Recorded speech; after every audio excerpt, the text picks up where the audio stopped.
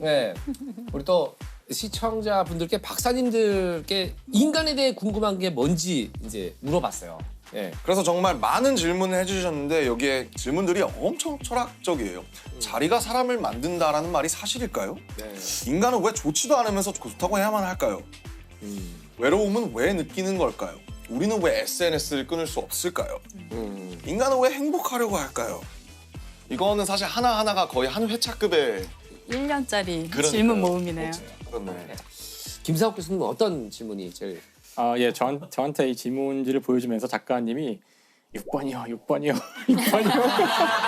아, 작가님이 고르셨군요. 강력하게 이거 너무 재밌을 것 같아요. 그러셔가지고 예. 의외로 많은 분들이 궁금해하실 것도 같고 예. 특히나 이 장수와도 관련이 있을 것 같아서 네. 6번을 해볼까. 아, 6번. 인간이 실제로 좀비가 될 수 있을까요? 라는 질문에 대해서 이야기를 해보도록 하겠습니다.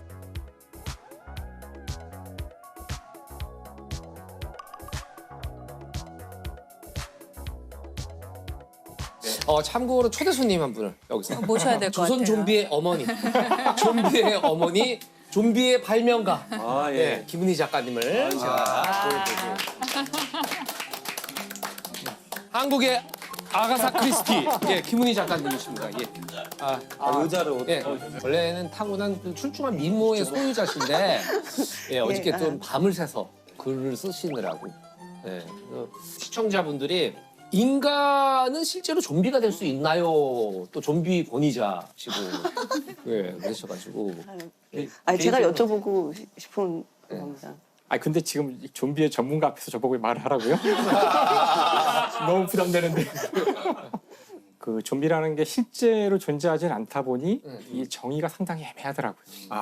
그렇죠. 그렇죠. 예, 킹덤에 나오는 좀비 또 다르고 예, 지금 우리 많이 영화로 봤던 좀비들이 또 다르고 그렇죠. 해외 좀비랑 우리나라 좀비 28 이런 거 다르다면서요. 달라요. 네, 다 다르고 왜냐면 이것이 실제 사실 과학적인 존재하는 건 것이 아니니까. 아니기 때문에 어떻게 규정하냐에 따라 다 달라지는 것 같거든요. 좀비가 생명체일까? 생명체인가요? 저는 사실은 그 킹덤 좀비를 생각을 했을 때 제가 좀 기생충을 되게 좀 좋아했었거든요. 근데 기생충. 그런 기생충이 있더라고요. 그러니까 어떤 뭐 따개비라든지 좀 그런 뇌에 들어가서 원래는 얘가 생태학적으로 봤을 때 그런 행동을 해서는 안 되는데 그러니까 조종하는 거네요. 그치. 인간. 하면은 그 죽지 않은 상태에서 기생충이 조절하고 하는 건 실제 있는 상황이고 그거는 가능한데 생명체. 만약 좀비가 한 번 죽었다 살아나는 거라면 일단 현대 과학으로는 설명할 수가 없는데 비가역 반응이라서 다시 살아난 건 죽은 것이 아니죠. 그렇죠. 사실 죽지 않았던 거죠. 그렇죠. 예, 그래서 좀비건 뭐건 간에 어쨌든 이렇게 움직이는 동물이니까 일단 얘가 움직이려면 그럼. 에너지가 있어야 되거든요. 네. 일단 물리학자는 무조건 에너지를 찾아요. 에너지 즉 그 원동력이 되는 무언가 있지 않으면 움직일 수조차 없으니까 이 지구상의 동물이 에너지를 얻는 방법은 미토콘드리아에서 ATP를 생산하는 거예요. 그거 하나예요. 단 하나의 방식이에요. 그러려면 산소가 필요하고 호흡을 해야 되고 다음에 필요한 당분이나 영양분이 들어가야 되고 네. 그러니까 그런 체계들이 다 작동돼야 되고 뇌에서 몸을 조종하기 위해서는 신경계가 다 완벽하게 연결 다 되고 작동돼야 되고 거기에 또 에너지가 다 보급돼야 되고 그러니까 사실 좀비는 그 참 힘들어요. 이게 은희야 귀담아 듣지 말자. 이걸 알아듣고 쓸 수가 없다, 야. 있었던 거야. 결론은 뭐냐면 실제로 하는 게 거의 불가능하다는 거죠. 그렇게 되면서 죽었던 존재가 그런 식으로 작동하기 위해서는 사실 살아있는 상태가 된 거나 다름이 없고 그러면 얘도 그 청산가리 먹으면 죽어요. 청산가리는 그렇지. 미토콘드리아의 작동을 방해해서 ATP 만드는 걸 방해하기 때문에 그러면 좀비가 청산가리 먹으면 죽는다고? 이상하잖아요? 이상하죠. 너무 이상하죠. 그러니까 이거를 자꾸 이제 과학으로 가져가면 힘들어져요. 픽션은 픽션인 거니까요. 근데 왜 사실 좀비를 주제로 드라마를 하시게 된 건지. 저는 사실 긴장감 있는 것도 되게 좋아하기도 하고 그래서 보긴 봤는데 보다 보니까 약간 슬픈 거예요. 좀비가. 그러니까 이게 치욕밖에 남지 않았는데 굶주림 하나로 막 어딘가에 대해서 저렇게 최선을 다해서 뛰어가고 뭐 다리가 부러져도 뛰어가는 그게 얼마나 배가 고프면 저럴까라는 생각이 좀 들면서 가장 배고픈 시대에 그냥 식욕만 남은 어떤 그런 불쌍한 민중 뭐 예, 그런 거였어요. 그런 걸로 컨셉을 잡고.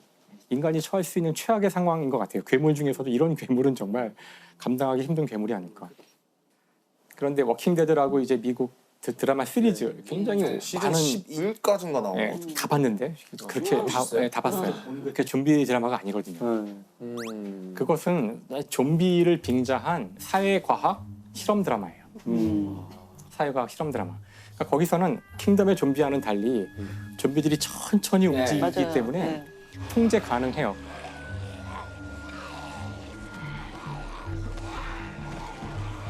그래서 좀비들이 세상을 뒤덮고 있지만 사람들이 여기저기 모여서 사회를 만들어요. 독재 사회도 생기고 병적인 사이코패스들만 모인 집단도 있고 인간을 잡아먹는 인간도 생기고 그 드라마의 목적은 이렇게 인간들이 모여서 어떤 사회를 구축하는지를 보여주는 거예요. 그걸 보면서 항상 느끼는 것이 문명이 사라졌을 때 지금과 같은 안전장치들이 사라지고 국가가 사라졌을 때 가장 두려운 것은 다른 인간이에요. 역시 인간이구나. 그래서 인간을 만났을 때 상대를 믿지 못한다는 것이 어떤 의미를 갖는지를 보여줘요. 그래서 좀비는 사실 중요하지 않아요. 좀비는 사회를 망가뜨리고 복구를 금방 못 시키게 하는 장치로 쓰여요. 네. 하지만 또 킹덤은 좀비들의 속도가 빠르다 보니 절대 이렇게 될 수가 없어요. 네, 맞아요. 여기서는 무조건 좀비하고의 싸움밖에 없어요.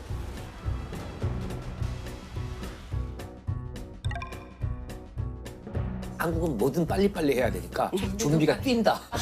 엄청 빠르다. 그래서 여기는 이렇게 서로 모여서 사회를 이루고 이럴 여유가 없고 나타나면 끝장이야. 그러니까 모든 사회의 문제가 좀비를 척결하는데 집중돼 있고 하지만 그 문제를 앞두고서 인간들이 분열되는 모습들을 네. 그리고 있잖아요.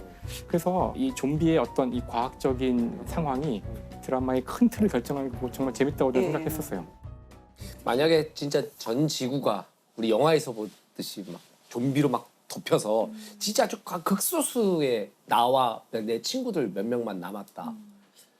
그러면은 저는 그냥 빨리 물릴 거예요. 그게 낫지 않을까? 그죠? 네. 근데 전체가 좀비가 되더라도 끝까지 희망을 잃지 말고 계속 뭔가 구하려는 노력을 하라는 게 언제나 메시지잖아요. 그렇죠. 항상. 그래서 이런 캐릭터는 주인공이 안 되죠. 이거 방금 김영하 작가님인 줄 알았어요. 방금 김영하 작가님이었어. 이런 거는 그 소설로 못 쓰죠. 그냥 이렇게 이런. 예. 그럼 저도 시청자로서 하나 질문을 드려도 되나요? 네. 혹시 진짜 귀신이 있다고 생각은 하시는지? 자 다시 귀신이란 무엇인가? 귀신은 정의해야 돼. 귀신이란 무엇인가? 귀신이라고 정의해 주시면 답을 할 수 있어요. 김민희 작가님은 네. 귀신을 어떻게 정의하시는지 궁금하네요. 네, 어떻게 정의하실지. 그러니까 이미 죽은 사람의 영이 어떠한 형태로건 나타나서 물리력을 행사를 할 수 있다? 좀 그런- 여러 가지 조건이 있잖아요. 죽은 뒤에 영적 세계가 있는가를 처음에 증명해야 그쵸, 돼요. 그쵸. 예. 그 영적 세계가 생전의 아이덴티티를 또 갖고 있느냐의 문제고 물리적 세계에 어떤 영향을 미칠 수 있는 이 몇 가지 단계가 있는 거잖아요 지금. 제가 그렇게 어려운 질문을 이게 저희 지도 교수님이 그 귀신 얘기 좋아하시는데 아, 만약에 내가 귀신을 만난다면 붙잡고 너는 어떻게 움직이는지 원리를 알려달라. 너도 그래서 미토콘드리아로 움직이니? 그 귀신 잘못 걸렸네. 네, 이래서 넌 어떻게 움직이고 어떻게 나타날 수 있느냐 이거 물어봐서 네이처에 논문을 쓰겠다. 네. 그래서 귀신을 기다리고 계시거든요. 저희 지도 교수님. 근데 그 영화 고스트라고 패트릭 스웨이지 나온 예. 영화 기억하시죠? 네. 거기서 이제 그 영혼이 귀신처럼 나타나게 되는데 그때 그거 보고 이제 온갖 논쟁들이 있었어요. 저희 이제 과학자들 논쟁들이 있었어요? 친구들끼리. 근데 저 귀신은 벽을 막 통과하잖아요. 벽을 싹 통과하고 막 그 지나가는 지하철을 뛰어들고. 근데 발바닥은 왜 땅으로 안 떨어지지? 그러니까 질량이 있으면 아래로 떨어지거나 중력을 느껴야 되는데 좌우로는 움직이는데 왜 상하로는 못 움직이지? 뭐 이런 얘기부터 시작해서. 그렇구나. 그러니까 진짜. 되게 그 과학적인 모순 없이 뭔가를 짜기가 너무나 힘들어요. 귀신의 움직임이나 이런 것들을 모순을 이겨내지 못해서 존재하지 못하게 될 확률이 커지죠.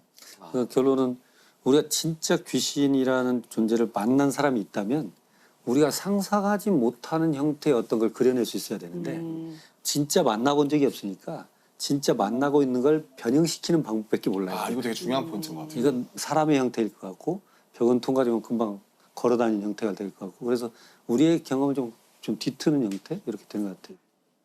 그리고 저는 사실 좀 제가 쓰는 드라마라는 게 좀 자료 조사 때문에 굉장히 전문가 선생님들을 좀 많이 만나 뵈러 다니거든요. 그래서 다 정말 인터뷰 한 번씩 좀 너무 해보고 싶고. 예. 하여간 사인 때문에 감사드렸습니다. 예. 그럼 이거 아이고 감사합니다. 말씀 한번 네. 알겠습니다. 사인. 꼭 내려오세요. 전주 한번 오세요. 예. 혹시 달 모양이라는 걸 달 위상이라는 거. 다들 알고는 달 위상이라는 거. 교과서에 아마 위상이라고 나와서 그래서 그 말씀들을 들으면서 아 다음에는 물리학자를 주인공으로 할까? 천문학자를 주인공으로 할까? 자, 김희 작가님 수고하셨습니다. 네, 감사합니다. 잘 봤습니다. 영광이었습니다. 감사합니다. 뭐 고르셨어요? 심채영 박사님. 아 여기 제가 좋아하는 질문 하나 있어가지고 우리는 왜 MBTI에 열광할까요? 아,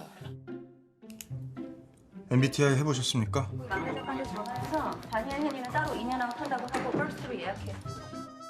신입 아르바이트생을 채용할 때 MBTI를 물어본대요. MBTI 가- 손님을 많이 접대해야 되고 이러면 아이가 내향적인 이해해야 사람보다 되고, 외향적인 사람이 이해해야 좋잖아요. 되고, 네. MBTI라는 게 사람의 성격의 특성을 좀 그래서 나눠본 거죠. 분류해 본 그렇죠, 거죠. 그렇죠, 뭐 그렇죠. 내향적이냐 외향적이냐 그다음에 좀 계획을 세우는 걸 좋아하냐 즉흥적이냐 현실적이냐 뭐 이런 식의 그 카테고리를 나누는 건데 이게 과하게 하는 일이거든요. 관찰하고 분류해보고 이런 건데 천문학자가 쓰신 별자리들이라는 책이 있는데 거기 보면 은하도 생긴 거의 특성에 따라서 이제 여러 가지 알파벳 기호로 분류를 하는데 은하의 MBTI 같은 것이다라고 표현을 하시거든요. 근데 거기 보면 형태가 조금 비슷하니까 네. 나선인 것 같기도 하고 그 나선인데 막대가 달려 있기도 하고 이게 카테고리를 정할 수 없는 경우도 네, 있거든요. 네, 네. 근데 MBTI도 그래요, 사실은. 내가 맞아요. 애매할 때가 외향적이냐 많아요. 내향적이냐가 사실 정할 수 없는 어떤 건데 때좀 심리 상태에 따라 좀 다르기도 하던데 저도. 그걸로 사람을 속단하는 거는 되게 나쁜 일인 것 같아요. 네네, 맞아요. 근데 쟤 그럴 수도 있구나. 쟤 나랑 좀 달라서 그렇구나라고 이해할 수 있는 거예요. 회식 자리에 가면 재밌긴 하지만 집에 오면 너무 힘들어. 딱 저예요. 근데 애들은 막 야 또 모이자 이러면 너무 힘들잖아요. 근데 나는 I여서 그랬고 걔네들은 E여서 그랬구나. 괜찮구나. 그래서 그런 면에서 상대방을 좀 이해하는데 쓸 수도 있는 것 같아요. 다름을 인정할 수 있는 다름을. 되게 뜻밖이네요. 저는 심채경 박사님이 MBTI 극혐이에요. 이러실 줄 알았는데. MBTI 너무 재밌어요. 네. 요 말투. 사람들을 감는 거거든요. 근데 사실 되게 고대에서부터 내려오는 어떻게 보면 별자리가 있잖아요. 또 네. 그렇죠, 네. 그렇죠. 천문학자분들은 별자리에 대해서 어떻게 생각하세요? 믿으세요, 진짜? 그렇게 믿진 않는데 조금은 평가할 만도 하다고 생각해요. 왜요? 이 별자리는 1년 중에 내가 어느 계절에 태어났냐를 얘기하는 거잖아요. 그렇죠. 네. 그러면 예전에는 계절에 따라서 먹는 것과 영양 상태, 운동 상태가 크게 달랐잖아요. 네. 문명이 그렇죠, 그렇죠. 있기 전에는. 그러면 태아가 영양분을 제일 많이 먹어야 할 시기에 그때가 식량이 별로 보릿고기였다 없었다. 치면. 예, 겨울이었거나 뭐 초봄이었거나 이러면 그 시기에 발달해야 되는 기관이 조금 약하거나 그럴 수 있잖아요. 그건 뭐 우리 이제 후생학적인 거니까요. 그렇죠. 그 기질에 영향을 미칠 수도 있죠. 그것도 그렇고 태어날 때 환경도 중요한데 네. 보통 봄에 태어난 사람들이 태어나자마자 주변에 꽃가루가 많아서 꽃가루 알러지가 많이 생겨요. 그러니까 꽃가루를 적으로 인식하기가 쉬운데 별자리가 의미가 있다면 네, 의미가 유일하게 있다면. 이런 태어나는 어떤 시기를 결정해 줄 수 있는 거라서